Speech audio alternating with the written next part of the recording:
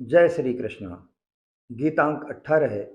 श्रीमद् भागवत गीता, पहला अध्याय, अंतिम श्लोक 1.47। प्रिय धर्म प्रेमियों, हमने देखा कि किस प्रकार भगवान श्री कृष्ण ने अर्जुन के भीतर व्याप्त मोह को उभार कर उसके अंदर धर्म प्राकट्य के प्लेटफॉर्म को तैयार किया। क्योंकि जब तक मनुष्य के अंदर दबा हुआ मोह एवं विषाद उभर कर बाहर नहीं आ जाता, तब तक मनुष्य के अंदर धर्म का प्राकट्य हो ही नहीं सकता है। आइए अब हम श्रीमद् भागवत गीता के प्रथम अध्याय के अंतिम अंक गीतांक 18 में प्रवेश करते हैं। श्रीमद् भागवत गीता प्रथम अध्याय अंतिम श्लोक 1.47।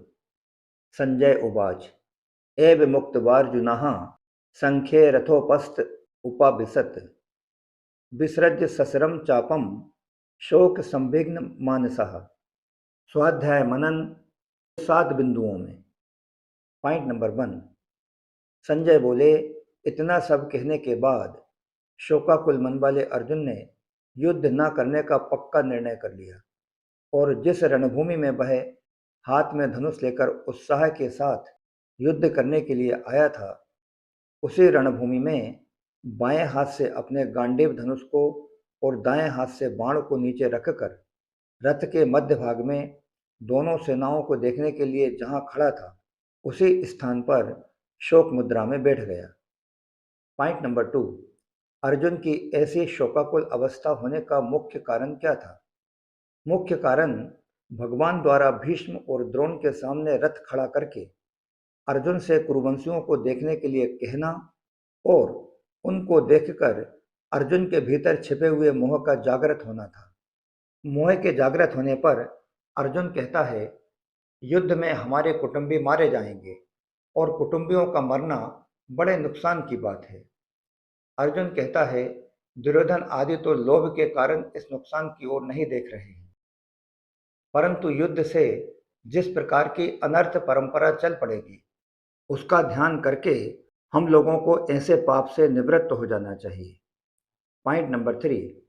हम लोग राज्य और सुख के लोभ से कुल का संहार करने के लिए रणभूमि में खड़े हो गए हैं। यह हमने बड़ी भारी गलती की। अतः युद्ध न करते हुए शस्त्र रहित मेरे को यदि सामने खड़े हुए योद्धा लोग मार भी दें तो उससे मेरा हित ही होगा। इस तरह अंतःकरण में मोह छा जाने के कारण अर्जुन युद्ध से उपरत होने में एवं अपने मर जाने में भी हित देखता है और अंत में उसी मोह के कारण बाण सहित धनुष का त्याग करके विषाद मग्न होकर वहीं का वहीं नीचे बैठ जाता है। Point number 4। यह मोह की ही महिमा है कि जो अर्जुन धनुष उठाकर युद्ध के लिए तैयार हो रहा था, वही अर्जुन धनुष को नीचे रखकर शोक से अत्यंत व्याकुल हो रहा है। रणभूमि में संजय ने जो कुछ भी देखा उसका वर्णन करते हुए कहते हैं कि अपने ही तर्कों से थका और शोक में डूबा हुआ अर्जुन अपने शस्त्रास्त्रों को फेंककर रथ में बैठ जाता है। गीता के प्रथम अध्याय में अर्जुन को इसी स्थिति में छोड़ दिया जाता है। Point number 5। श्रीमद् भागवत गीता के प्रथम अध्याय का शीर्षक अर्जुन विषाद योग है, जो कि वास्तव में परस्पर विरोधी शब्दों से बनता है। यदि विषाद ही योग होता, तब तो फिर हम सब बिना किसी इच्छा या प्रयत्न किए ही योगी माने जाते। Point number 6।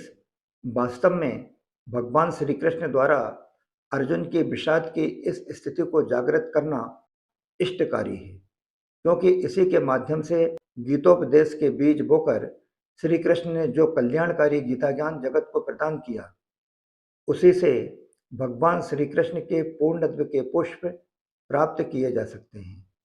किसी भी व्यक्ति विशेष के अंदर, समाज में या किसी भी राष्ट्र में धर्म और तत्व ज्ञान की मांग तभी होगी जब उनके हृदय में अर्जुन की भांति विषाद का अनुभव होगा। आज जो कोई जितनी अधिक मात्रा में यह अनुभव करेगा कि वह जीवन संग्राम का सामना करने में असहाय है और उसमें यह साहस नहीं है कि वह स्वयं के द्वारा निर्मित अपने प्रिय आर्थिक मूल्यों व औद्योगिक लोभ का संहार कर सके, तो समझो उसे उतनी ही ज़्यादा श्रीमद् भागवत गीता की आवश्यकता है। पॉइंट नंबर 7, निसंदेह विषाद की स्थिति प्राप्त किए बिना अकेले शास्त्र हमारी सहायता नहीं कर सकते। आत्मयोग के पूर्व विषाद की स्थिति अनिवार्य होने के कारण उसे यहाँ योग कहा गया है। गीता में वर्णित योग को सीखने एवं जीने के लिए अर्जुन विषाद की स्थिति प्राथमिक साधना है। इस प्रकार श्री कृष्णार्जुन संवाद के रूप में ब्रह्म विद्या और योग शास्त्र स्वरूप श्रीमद् गीतोपनिषद का अर्जुन विषाद योग नामक श्रीमद् भागवत गीता का 47वां श्लोक वाला प्रथम अध्याय यहाँ समाप्त होता है। श्रीमद् भागवत गीता के दूसरे अध्याय में आपसे पुनः संसर्ग होगा। जय श्री कृष्ण। योगियांश रमेश चंद्र भार्गव।